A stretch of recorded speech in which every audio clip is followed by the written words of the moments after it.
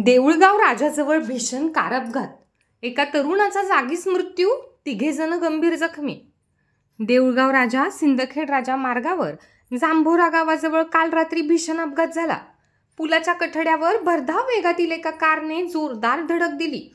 या अपघात कारमधील 25 वर्षीय अर्जुन सुनील सिंह ठाकूर राहणार खामगाव या तरुणाचा जागीच मृत्यू झाला, तर कारमधील अन्य तिघे प्रवासी गंभीर जखमी झाले आहेत. अपघाताची माहिती मिळताच स्थानिकांनी आणि पोलिसांनी तातडीने घटनास्थळी धाव घेतली. जखमींना त्वरित उपचारासाठी नजीकच्या रुग्णालयात दाखल करण्यात आले आहे. या दुर्घटनेमुळे परिसरात हळहळ व्यक्त होत आहे. अपघाताचे नेमके कारण स्पष्ट नसून देऊळगाव राजा पोलीस या प्रकरणाचा पुढील तपास करीत आहेत.